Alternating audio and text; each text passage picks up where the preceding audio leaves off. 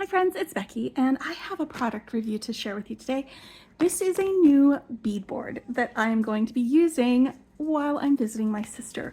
So at the end of my visit, I'll wrap up and tell you what I like and what I don't like about this, just so you have some information about what we're doing. And first, for some background, I have used several different beading surfaces since I started. I have a little video of some of my favorite beading surfaces that include Bead On It board.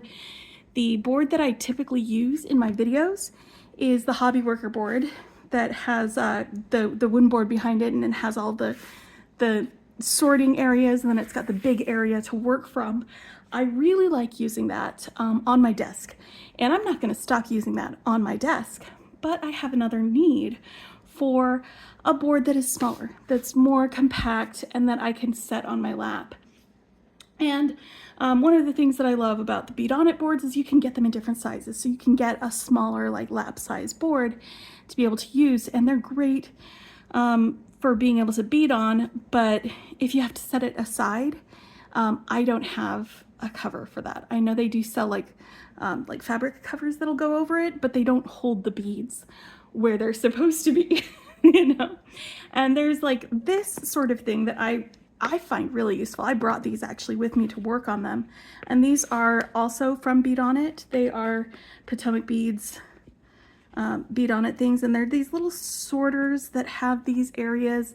And this fuzzy part here will like interlock with the fuzzy part on the other side, so that when you jostle them, they don't get out of their area. And there's room up here for your project. You guys might recognize this project from Danielle Wicks, but I'm currently working on it. It's an in-progress thing that I've got. And you know, there's enough room up at here at the top that you can put like a spool of thread and some needles and some other things with these. And I love those. They're fantastic for that. But if I'm doing a different kind of beading, something that's not compact enough like this, I wanted a different type of board, but I didn't want a huge board that was unwieldy. And also, the Hobby Worker boards don't have lids. So I got from this Favonouy, that's one of those, Favonouy or something like that. I don't know how to pronounce it. It's one of those made-up words that Chinese companies use. So it is a Chinese product. But I saw this, and it is a wooden board with a magnetic lid with sections that we can look at, and I thought this would be something. It's got some heft to it, so it isn't going to be easily jostled when it's on your lap. But then it's got this magnetic lid that has these points here, and one of the important things for me was that they do have some wooden bead boards that have these lids, but they're wooden in the wells as well.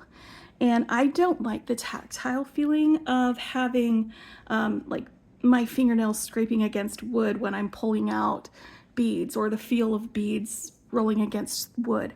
I do not like that. This has it's a very thin, but it has a nap to it, like, you know, the good bead mats do.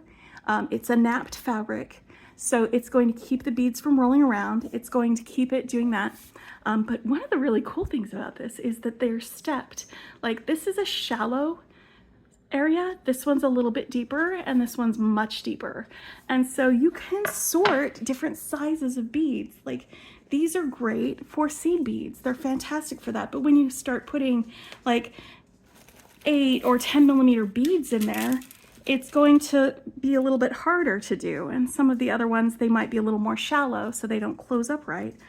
But with some of these different depth levels, we can put like larger and smaller size beads in these areas. I'm just gonna stick some beads in some of these little areas. So I've got some little 4 millimeter beads. We'll stick that right there in the shallow part. These are, it looks like 6 millimeter, 5 by 6 ones. We'll stick them over here. And I'm just playing around with this because I'm going to be trying this out, but I'm just grabbing some beads to see how they fit in it. But I'm going to be making some things for my sister while I'm here, working on a few other things But yeah, see, these are still too thick for the lid to close if they're there, but they can fit just fine in here.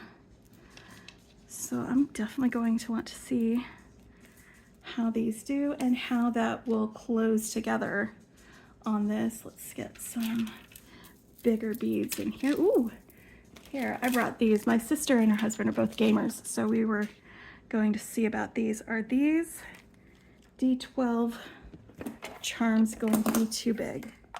And they are too big. It doesn't close with these. So these are too big to fit in here, which is good. It's good to know our limitations. These are some larger beads that will fit in there. Let's see about tools. I think the Xuron ones will be thin enough. I could set this in here and it'll close. About this one is, yep, that fit. That fits just fine in there. What about my favorites? These are the casual comfort ones, and they've got kind of a wider thing, so let's find out if they'll fit. And they do not. So I would not be able to set my tools in this well when I set this aside and put it on a shelf and keep it safe from being knocked over. But let's see about one of these craft wire spools. Now this is the Soft Flex craft wire spool. Sometimes you can get thinner profile spools of craft wire. It does not fit in there, but this beading wire spool does fit in there. So I can fit that in there. So it's gonna be a beadboard that I can fit more things in and be able to put a lid on, a wider variety of products to be able to have a lid, because this has a lid and it'll keep things safe, but it works best for like seed beads and, you know, maybe at most 4mm size beads, but I can use larger beads on this one. And this came in it. And it looks like it is a bead scoop. It fits exactly in the thing. That's convenient. And it's got a low profile, so that'll fit in here too. All right, so this is gonna be the fun part. Are you ready? We are gonna start peeling off this film, the protective film. If I can get this started, hold on, let me get this started. I don't know about you guys, but this is always so satisfying to me. Peeling off a film and having a nice shiny piece of acrylic or glass or metal or something underneath it. There was part of my refrigerator when I bought it, like it had, you know, the blue film on it, and there was a part of it where I missed it, and so like a couple of years later I saw it and I was like, ooh, I can finally peel this off too. It was so fantastic. All right. So this is a clear lid, which is fantastic. I will put a link to this in the description below if I recommend it. If I don't recommend it, you probably won't see this video. If I do recommend it, you will. Okay, and so I think this is the wrong way around. Oh, it looks like we're gonna have some static electricity on this, picking up some beads. All right, so that's one knock against that. Okay, so you have to put it on the right way or it won't fit. But you know, if you can't close it, it's probably either turned around or you've got the wrong size beads and things in there. Let's see, how well this will fit. Let's try some seed beads. Here we go. I'm just gonna pull a couple of the seed beads out of here to see how that works there. See if they'll stay put where they're at.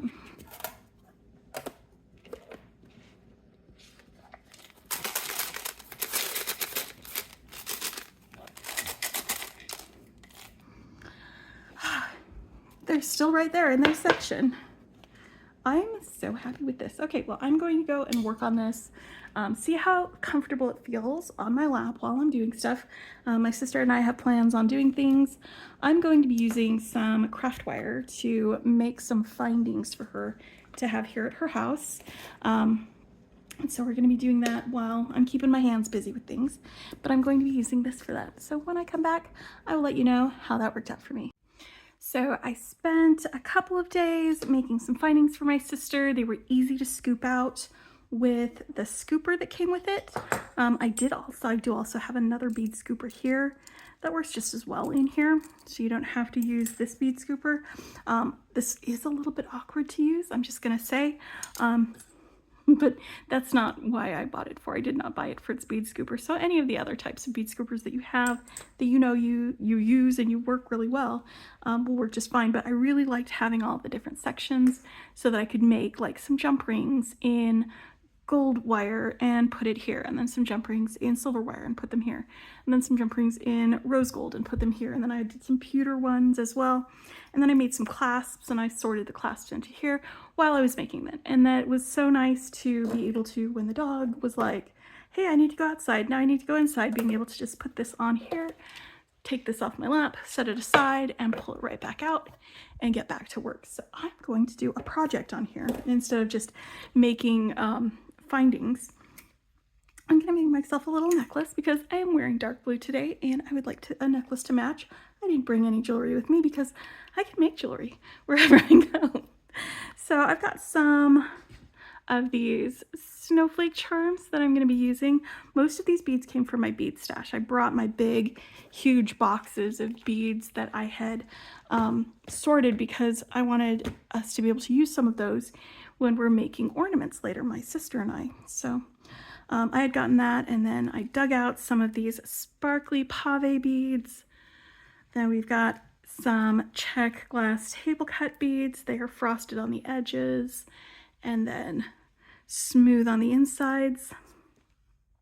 And I forget where I got these from, but they are some really cool blue beads, and they've got like all sorts of different colors of blue in them. So I thought I would just do some links beaded chain using some silver plated pewter wire. So let's make a focal, and I'll start one of the links here with you, and then I'll come back to put them all together after I've made all of these links, because that is one of the things that I like to do away from my desk, is make links for chains. So I've got some round nose pliers.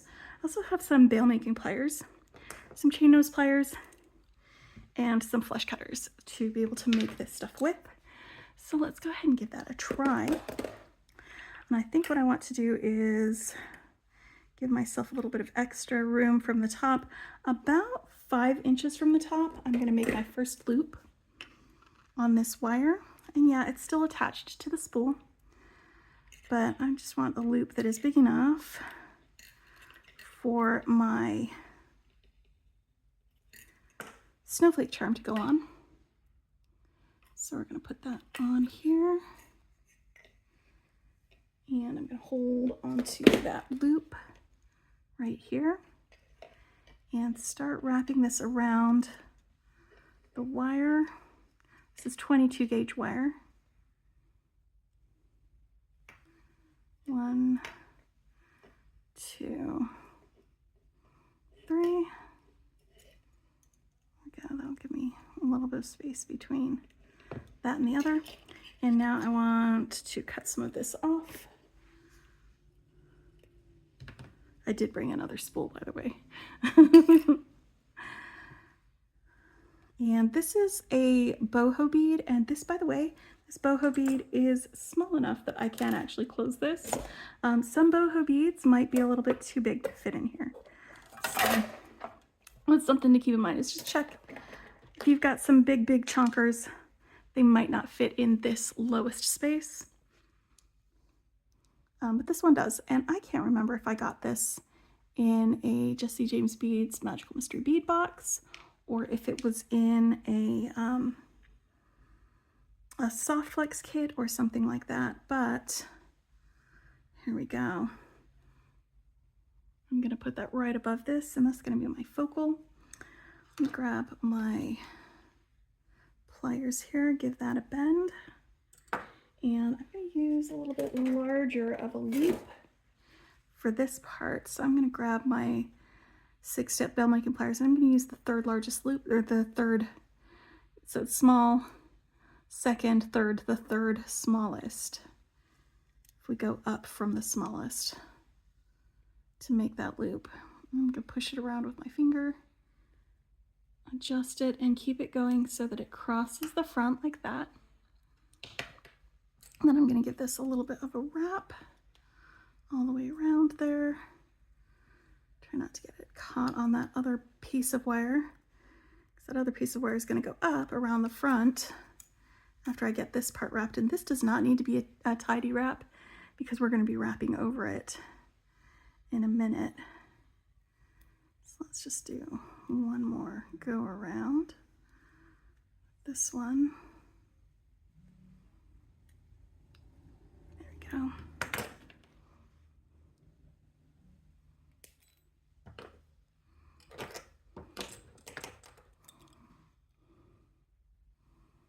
Tap that in. I'm going to give this loop a little bit of a squish with my pliers. It's going to work harden it and help keep it in a round shape, even when it's under strain. And now I'm going to come up and around the front of this boho, and then just wrap this piece of wire around this loop that I just finished making. It's short enough here that I'm going to just use a second set of pliers to pull it around and tuck that end in. There we go. It's just to add a little bit of a decorative feature to the front of that. A little bit of excess wire here.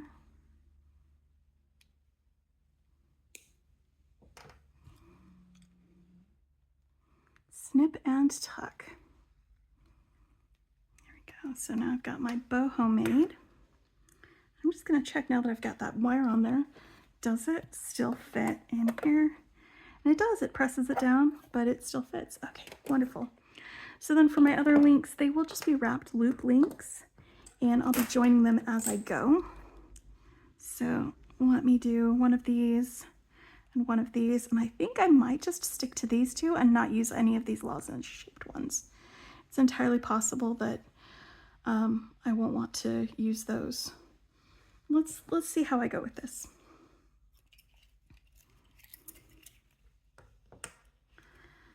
You know, and in fact, let's use some big and little links on this. All right, I think that's going to work best for this type of thing. So let's go with, since I'm going to be using big and little, I'm going to use the smallest loop and the third largest loop when I'm making my loops. So smallest loop, let's get this guy on here. Now let's do largest loop first. Okay, so largest loop first, it's going to be this one here. I'm going to want to bend it back away from me like that. And then I've got the wrong loop on top. It's this third largest that I want to be on top. We wrap around, I open it, rotate it, and keep going all the way around. And that way I can make myself a little wrapped loop here, and I only need to wrap one of them. Now I will wrap the second one when I connect these together. So 3 loops, just tidying up my wraps real quick, and give this loop a smush with my pliers to work harden it.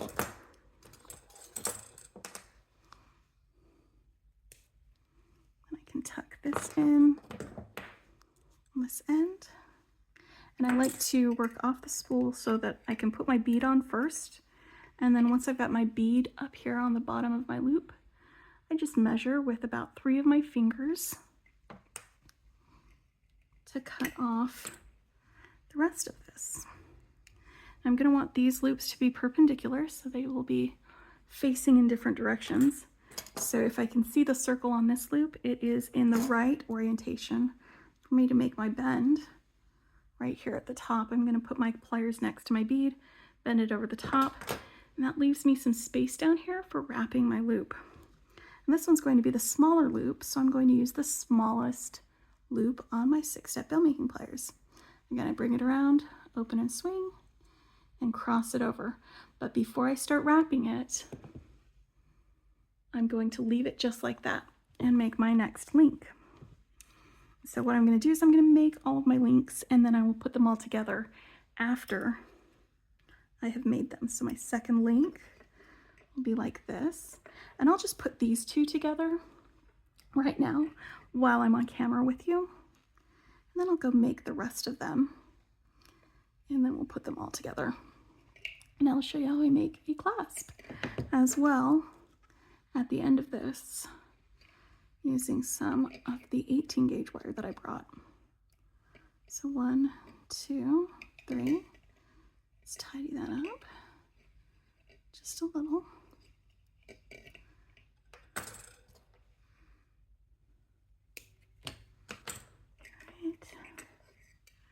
And then 1, 2, 3, 3 fingers down. You can cut it. And give that loop a smush. Just a nice healthy pressing. That's all we're doing. And then fold that over the top. Grab my smaller one.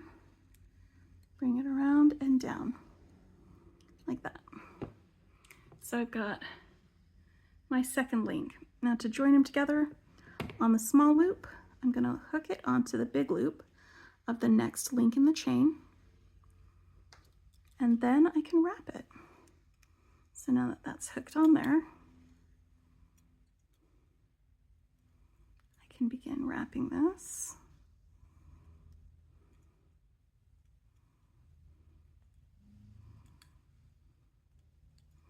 So it goes all the way down.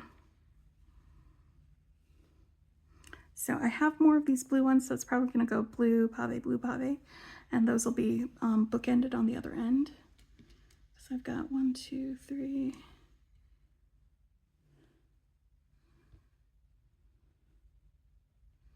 Like this. And hopefully with the additional length that this type of link gives me, that will be long enough. And if it's not, I will dig through my stash and find some extra beads to fill in some spaces, because I can definitely do that.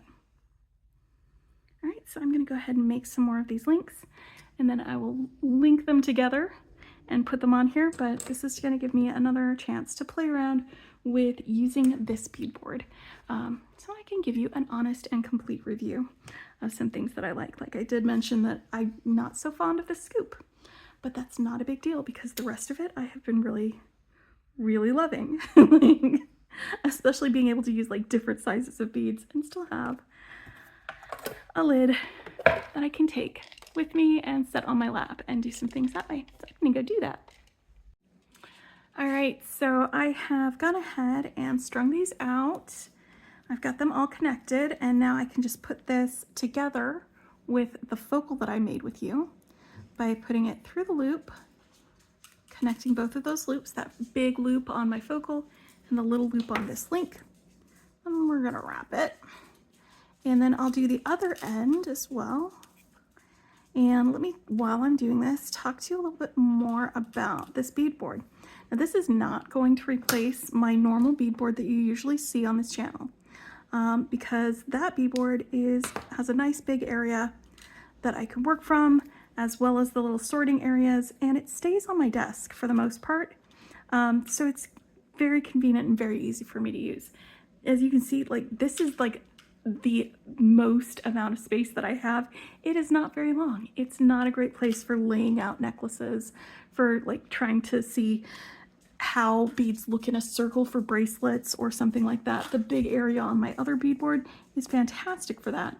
Where this shines though is its portability and your ability to, you know, pick it up, move it with the lid on so that things don't get jostled. I actually had a minute without the lid on where it did get jostled and only 2 things even fell out of it and everything else stayed where it was. It was these jump rings. These jump rings just kind of bopped over onto the side. And so, I mean, even without the lid, this seems to keep things in their areas pretty well, even with jostling. So it is going to be one of my work surfaces when I'm away from my desk, for sure. I want to definitely keep using it for that. But again, it's not going to replace my main beadboard that you always see me using. All right. So now we've got that linked. And I set aside a couple of these to make some earrings with. I made one like this. But let me show you the clasps that I was making earlier when I was talking about how I made jump rings and then some clasps and things like that with some of the 18 gauge wire, and how nice it was to be able to have like all these different sections to put them in as I was making them. So let me just show you what that looks like. I'm going to cut a flush end on this 18 gauge wire. And it's a really, really simple clasp. It's just a hook. And then we'll do like a figure 8 link for the other end. So on the hook, I'm going to do a really tight loop right on the end so it doesn't scrape against the skin when it's being worn. And then I'm going to grab my 6-step bail making pliers, and on the 4th up, so you do 1, 2, 3, 4, this 4th one, I'm just going to grasp that, make sure that this is pointing away, and then just pull on it, make it do a loop like that. It's sort of a little bit like when I make my ear wires, but I'm going to continue down a ways from the bottom of this loop and do a little clip. I'm going to cut that end flush. It's about an inch down. I'm just eyeballing it. I'm not measuring it. Right, and then I'm going to use my bail making pliers and use my smallest loop to just curve this back and make a simple loop. And this is what I will attach to my necklace. Grab my pliers to give it a squish, make it flat. You can always, you know, hammer it if you want to, but that gives me a little hook. And then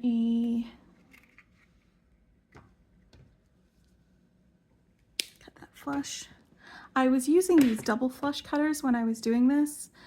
It just made it so much faster, so I didn't have to do that extra flush cut that I just did right now. But I forgot that I had them just now on camera, so that's why I didn't do it. But it makes it easier when you're doing multiples of these. So for the figure 8 loop, it's actually not going to be an even figure, well, it might be an even figure 8. But I'm going to use this 2nd step up on my bail making pliers, and I'm just going to curve this around till it meets right there. And then this one, I'm just going to grasp it right here below it and pull this around until it meets that line. I've done another video where I showed how to do a figure 8 link using 1-step loopers, and it works really well for that.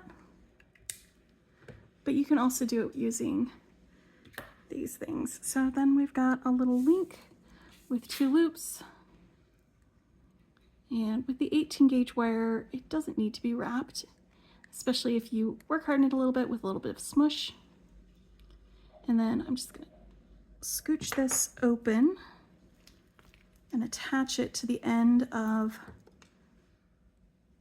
my little necklace, and then swing open the other one right here and attach it to the end of this necklace.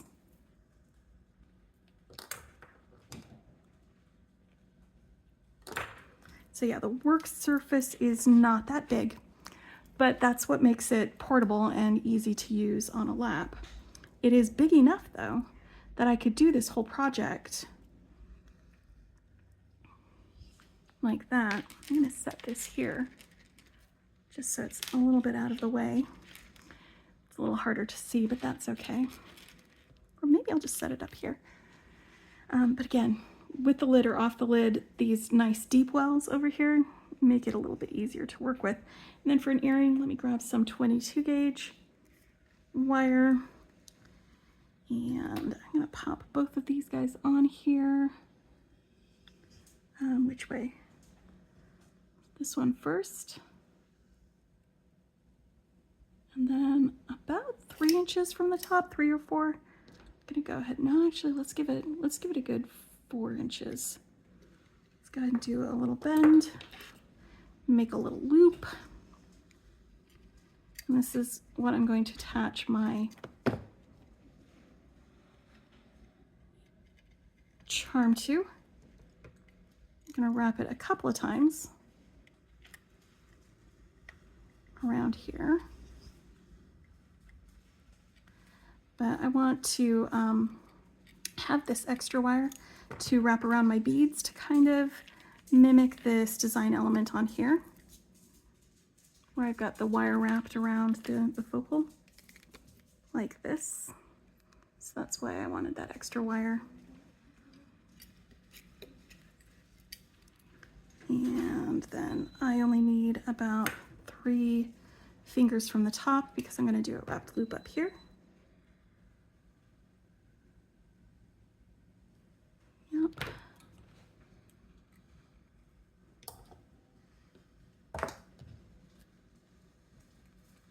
I'm just using the smallest loop on these pliers. You can also use round nose pliers for this. That would work just as well. And this wrap doesn't need to be neat and tidy. And I'm going to stop just a little bit short of these beads so that there's some room and space in these beads between them, so that when I come up, I can bring this wire between them, because it's going to go around the front. It's going to go around the front and then in between them and then around the front and around this previous loop. This only needs to go around a couple of times.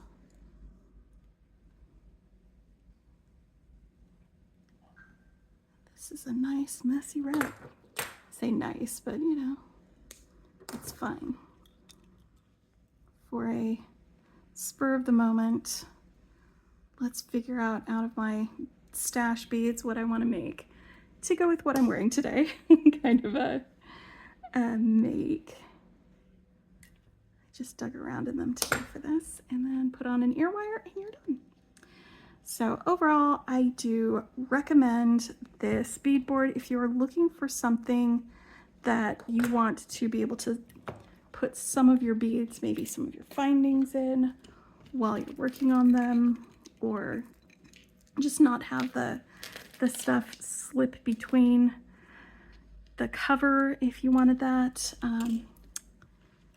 And my favorite part is that it has that napped fabric on here, so I don't have that tactile yickiness. It's like fingers on a chalkboard feeling to have beads on just plain wood for me. I do not like that. One drawback, and let's bring this a little bit closer. I'm going to move this out of the way so that you get a better view of this glass, is that it does attract dust. I don't know if you guys can see. Do I have a black background actually that I can pull? Nope, not here. Oh, there's something. No, that's fine. I don't know if you guys can see on this, but there is a little scratch and some dog hair is stuck to it. It will attract dust. There's fingerprints already after I took that off, and just from the uses that I've done right here real quick. So there's a little bit of scratch in this.